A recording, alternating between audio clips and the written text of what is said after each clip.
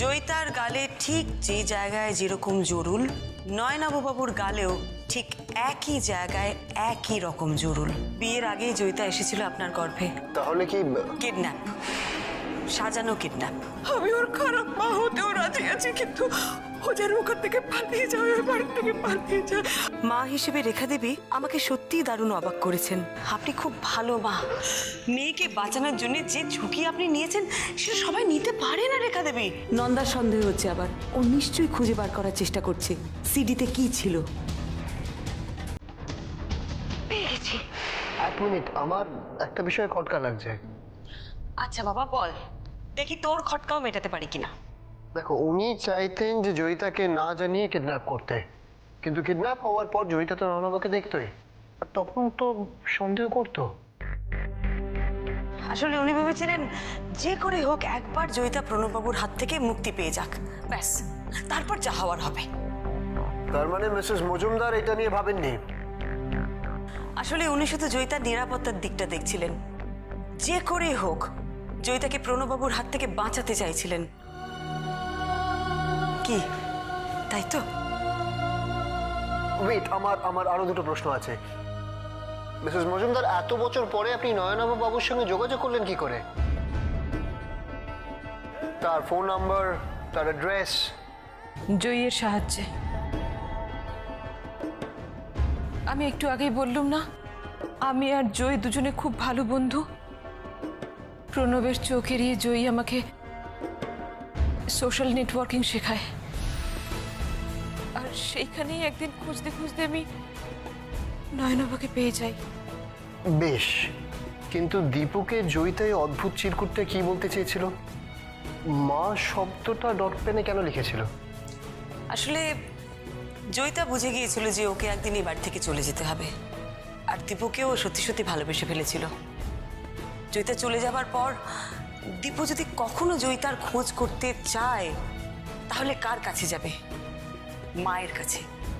সেই জন্য ওই মা শব্দটা চিঠির মধ্যেও ডট পেন দিয়ে জোর করে লিখেছিল, যদিও দীপু অব্দি ওই চিরকুটটা পৌঁছয়নি।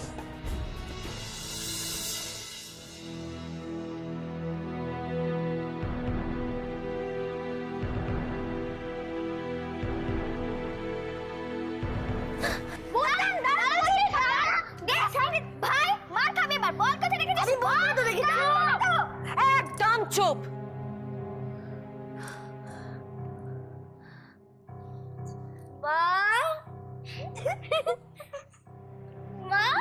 তুমি টম এন্ড জেরি দেখছো? কাকা তুমিও কার্টুন দেখো?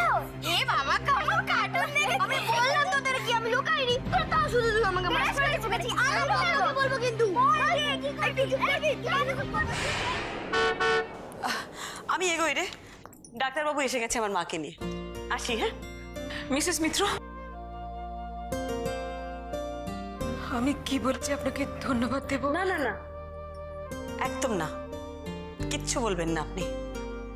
আপনার থেকে আমি অনেক কিছু শিখেছি, অনেক কিছু জেনেছি। একজন মা তার সন্তানকে বাঁচানোর জন্য কত বড় ঝুঁকি নিতে পারে, কতখানি সাহসের পরিচয় দিতে পারে। আপনি একদম চিন্তা করবেন না, জয়িতা নয়নাববাবুর কাছে খুব ভালো থাকবে। আচ্ছা শোন, তুই দীপায়নকে বলে দিস জয়ীর খবর পাওয়া গেছে। আপনার নিশ্চয়ই জয়িতার সঙ্গে কথা হয়নি?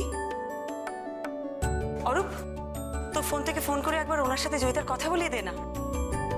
আসি। হ্যাঁ।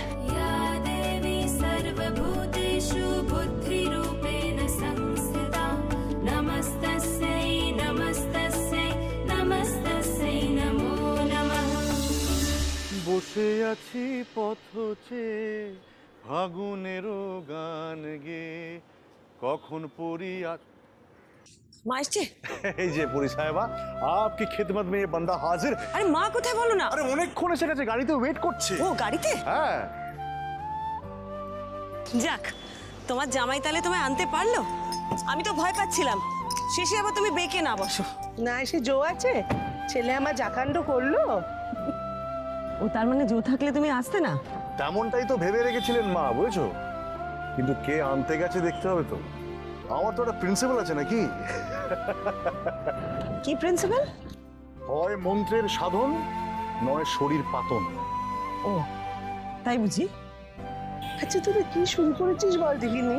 হ্যাঁ, একজন একেবারে ব্ল্যাকমেল করে আমাকে বাড়ি থেকে তুলে নিয়ে, আর আরেকজনের একেবারে পাত্তাই নেই। কি করছিলি তুই রেস্টুরেন্টে একা একা? গোয়েন্দাগিরি। গোয়েন্দা? গোয়েন্দাগিরি মানে কি বলছিস? কার উপর গোয়েন্দাগিরি? এই পুরি, ওইখানে কি হলো বলো না। মানে জয়িতা কি হলো? মনে হয় তো ভালোই আছে। আরে আগে বলো কোথায় আছে। পরে শুনবে। একটু প্লিজ বলো না, ওকে কে নিয়ে গিয়েছিল? ওর বাবা। আর আমি যদি খুব ভুল না হই, ও এখন ওখান থেকে ওর মায়ের সাথে গল্প করছে। আমি খুব ভালো আছি মা, তুমিও তাড়াতাড়ি চলে এসো। তুমি কিন্তু আমাকে প্রমিস করেছিলে তুমি তাড়াতাড়ি চলে আসবে। জয়ী, তুই খুশি তো? হ্যাঁ মা, আমি খুব খুশি, কিন্তু তুমি না এলে একদম ভালো লাগবে না। জয়ী, নয়ন নয়ন কিন্তু তোকে খুব ভালোবাসে রে। দেখবি তোর কোনো অসুবিধা হবে না। হ্যাঁ রে, নয়নের সঙ্গে থাকতে তোর কোনো সত্যি অসুবিধা হচ্ছে না তো? তুই সত্যি কথা বল আমাকে, তুই ঠিক আছিস তো? না, নয়নব আঙ্কেল না খুব ভালো মানুষ। আমি তোমাকে খুব মিস করছি জানো, কিন্তু তুমি আমার ব্যাপারে একদম চিন্তা করবে না। না না, আমি আর কোনো চিন্তা করব না রে। আমি তো এখন মুক্ত জয়ী। না, তুমি কবে আসবে বলো? আমি বলছি দেখো, তুমি, আমি আর বাবা আমরা তিনজনে একসঙ্গে খুব ভালো থাকবো। জয়ী,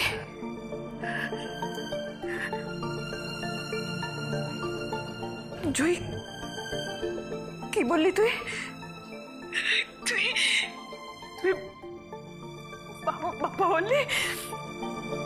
তুই নয়নকে বাবা বাবা বললি? জয়ী, আমি ঠিক শুনলাম? বল না জয়ী, বল না। মা, তুমি বাবার সঙ্গে কথা বলবে? এই তো বাবা এখানেই আছে। বাবা, মা,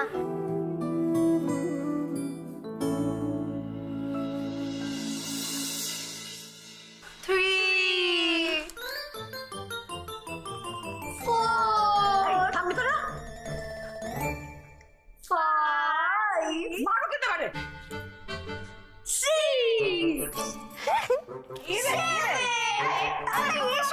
দেখো না দিদুন কিরম পাইচারি করছে এখানে, দেখো দেখো। মিয়ান, কি হয়েছে? আপনি এরকম ছটফট করছেন কেন? পায়ে ব্যথা করবে তো? ছটফট করছি না তো, পায়চারি করছি। অনেকদিন ওয়াকে যাওয়া হয় না তো। ও সে নয় যাবেন, কিন্তু এরকম ভাবে পায়চারি করলে পরে প্রেশার বেড়ে যাবে। আপনি একটু স্থির হয়ে বসুন না। স্থির স্থির হওয়া কি আমার কপালে লেখা আছে? আসলে বিরাট বসে বসে থেকে থেকে না পায়ে ঝিঝি ধরে গেছে। ঝিঝি না ছাই, বড়রাত বউয়ের মা এখানে আসছে না, সেই জন্য তাকে কি করে ব্যতিব্যস্ত করা হবে সেইটা ভাবছি। ও, আমি বুঝি আপনাদের ব্যতিব্যস্ত করি। পোস্ত? ও মা, কতদিন পোস্ত খাইনি। একটা পোস্ত রান্না করবো দেখে দেখি করছেন, জান না? রান্না করে যান না। ও ঠাম্মা, চুপ কর না তো, ডাকাডাকির কি আছে? দেখ না এখনই লাগ ভেলকি লাগবে। আসুন মা, আসুন আসুন আসুন। দিমা, কেমন আছো? ভালো ভেলকি মুড়ি। ও বাবা বোতাম, তুই কত বড় হয়ে গেছিস। দেখ, এই পড়াশোনা ঠিক মতো হচ্ছে তো? হ্যাঁ, সব ঠিকঠাক হচ্ছে? হ্যাঁ, তুমি পড়াশোনা করছো ঠিকঠাক?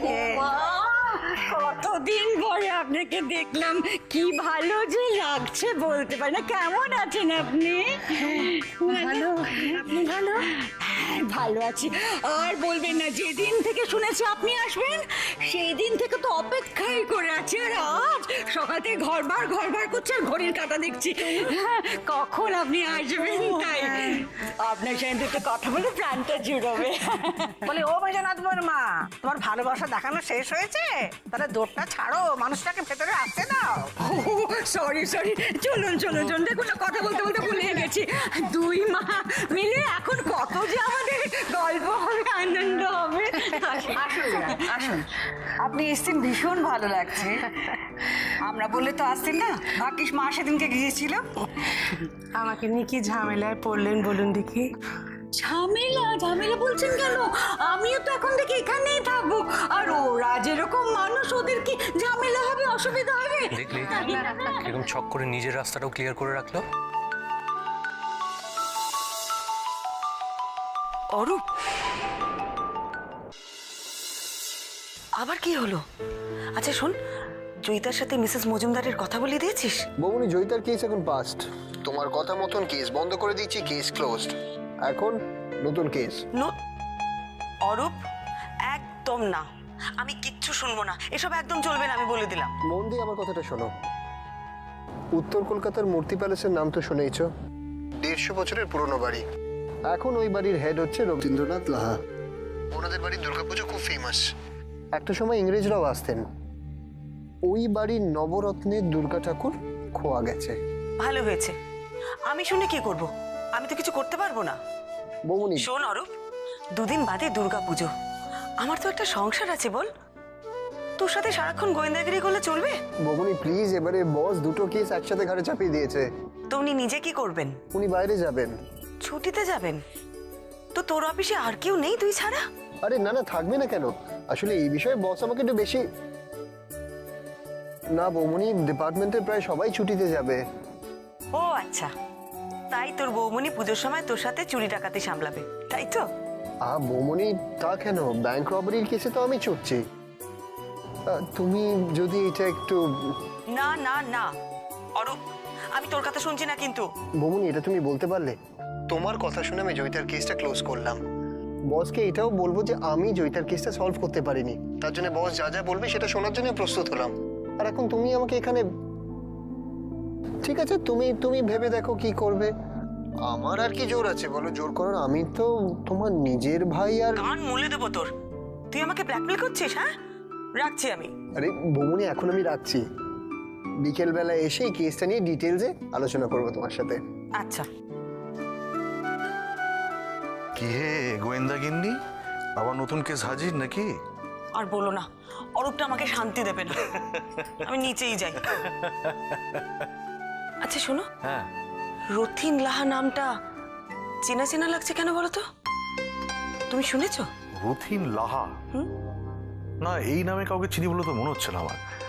আমার কোনো পেশেন্টও তো নেই এই নামে। না বর্দা, বর্দা। হ্যাঁ,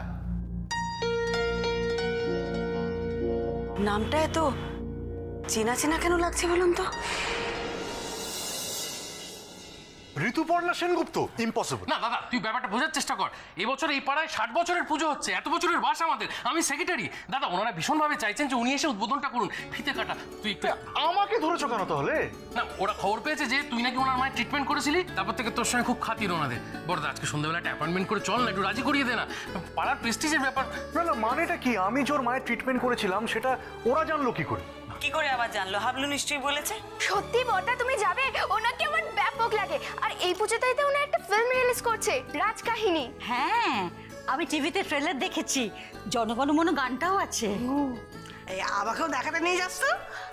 আগের বারে কি চাই হিন্দি সিনেমা দেখালি, আমি কিছুই বুঝতে নেই পারা। ও বাবলু, তুই ওনার বাড়ি যাচ্ছিস? আমার ওনাকে দেখতে ভীষণ ইচ্ছে। আমারও খুব দেখার ইচ্ছে ওনাকে। তুইও বল, আমিও যাবো। বল বল বল। অরূপটা এসেই তো কেসের কথা বলার জন্য ছটফট করবে, ভালোই হবে। এরা যদি সবাই মিলে। এক মিনিট। আচ্ছা তুমি ওনার সাথে একবার কথা বলো না, অ্যাপয়েন্টমেন্ট করে যাও না সবাই মিলে। আজই? তুমি একটা ফোন করে দেখো।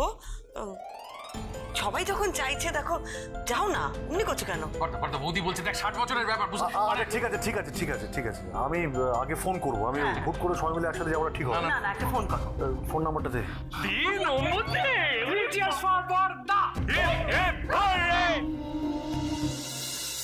তোমার জামা কাপড় সব আলমারিতে রেখে দিচ্ছি, হ্যাঁ? আর ওইদিকে বাথরুম আছে, সাবান, তেল, টাওয়েল সব রেখে দিয়েছি। আচ্ছা ঠিক আছে, আমারও তো দেখার কি আছে রে বাবা, ধর। উমা, আমাকে ডাকলেই পাবে বলে আমি দেখে নেবে না একটু? হ্যাঁ রে, ওরা যে সব ওই ফিল্ম স্টারটা দেখতে যাচ্ছে, তুই যাবি না? না না, আমি যাব না। আমি গেলে বাড়িটা খালি থাকবে না। ওমা, তাই বলে সবাই মিলে আনন্দ করবি না? মাগো, তুমি বড্ড ভালো মানুষ। তোমাকে সব কথা মন খুলে বলতে পারলে আমার মনটাও হালকা হতো। বলে দেবো, খুব শিগগিরই আমি তোমাকে সব কথা বলে দেবো। মা, তুমি এবার হাত মুখটা ধুয়ে নাও।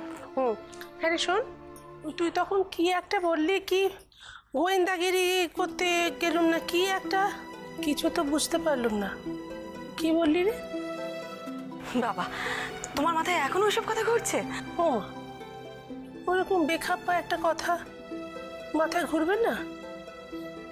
কি বললি বল না। ও কিছু না, ছাড়ো তো। বাবার ছবিটা এখানে লাগাবো মা? হ্যাঁ, এখানটা দেখো। ওখানে লাগাবি? আবার বেয়ান যদি আপত্তি করেন? না না, উনি কিচ্ছু বলবেন না। ও, এখানটা লাগাই। হ্যাঁ, লাগা।